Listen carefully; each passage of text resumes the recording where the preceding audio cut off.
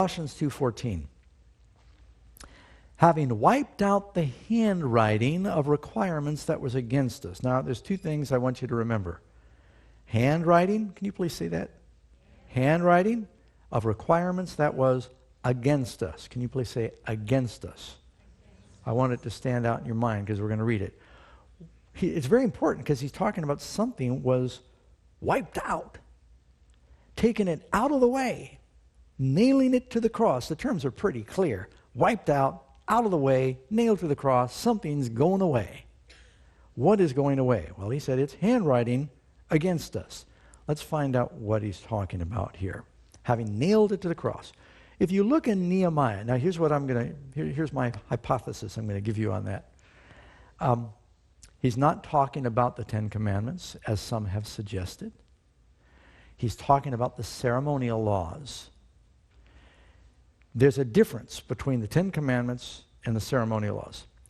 If you look, for instance, in Deuteronomy 4, I'm going to go to Deuteronomy 4 first. So he declared to you his covenant that he commanded you to perform the 10 commandments, and he wrote them on 2 tables of stone. And, 3-letter word I'm stretching out there, the Lord commanded me, Moses is speaking at that time, to teach you statutes and judgments. So you got the 10 commandments, and the Lord told me to write down for you statutes and judgments. They're written by Moses. Who wrote the 10 commandments? God. Look by hand, handwriting, there you have it. Nehemiah 9:13 and 14. You came down also on Mount Sinai, and you spoke with them from heaven, and you gave them just ordinances and true laws, good statutes and commandments. You made known to them your holy Sabbath. Okay, so that's all part of the 10 commandments. And commanded them precepts and statutes and laws by the hand. By the what? Hand is what you use for handwriting. Of Moses, your servant. So you got the law written by God's finger on stone, and you got the things by the hand of Moses. Let me give you one more. Now someone's going to read from me Deuteronomy 31:26 in a minute, okay? 2 Chronicles, this is very important. 2 Chronicles 33 verse 8.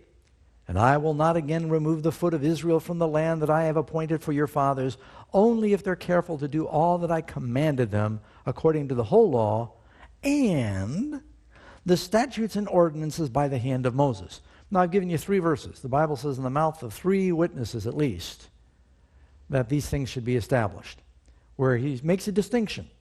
10 commandments and by the hand of Moses. I just read that. So, what about the word against us? Please read for me Deuteronomy 31:26. Take this book of the law and put it beside the ark of the covenant of the Lord your God, that it may be there as a witness against you. A witness what? Against you. So what was the witness against them? The 10 commandments in the ark, or the book of ceremonial laws that were put in a pocket or compartment outside the ark? So there's a distinction God made. One is handwriting of Moses outside the ark. 10 commandments written by God inside the ark. What's inside the ark is holy. It is eternal. It's stone. The other was paper written by the hand of man, taking it out of the way, wiping it out, nailing it to the cross. There's a difference between the ceremonial law and the 10 commandments. This difference the Romans did not understand. Paul needed to explain to them what they needed to keep and what they no longer needed to keep. Now, with that lengthy introduction, I want to read the rest of Colossians 2. Go back to Colossians, please. You'll be glad you did. Go to Colossians 2, verse 15.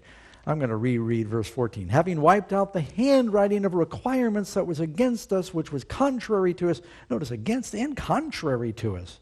What does that mean? I'll tell you later. Taking it out of the way, nailing it to the cross. And then you keep reading in Colossians verse 15, 2:15. Having disarmed principalities and powers, he made a public spectacle of them, triumphing over them in it. So let no one judge you in food or in drink or in regard to festivals. Now when he says food or drink, he's talking about ceremonial food and drink offerings. Not talking about you could eat anything. Because Paul was pretty clear, you can't eat anything. Let no one judge you in food and drink or regard to a festival. They had food and drink offerings with the festivals, or new moons, or Sabbaths. Any Sabbath? Sabbaths which are shadows. 10 Commandments Sabbath was not a shadow. It came at creation. Ceremonial Sabbaths were shadows of the gospel. They were part of the feast days, which are shadows of things to come. They were shadows forward, looking forward to something that was going to come. Jesus. You still with me? But the substance is of Christ. Christ is not the shadow. He is the substance that creates the shadow. So Paul is saying, don't let anyone judge you about keeping.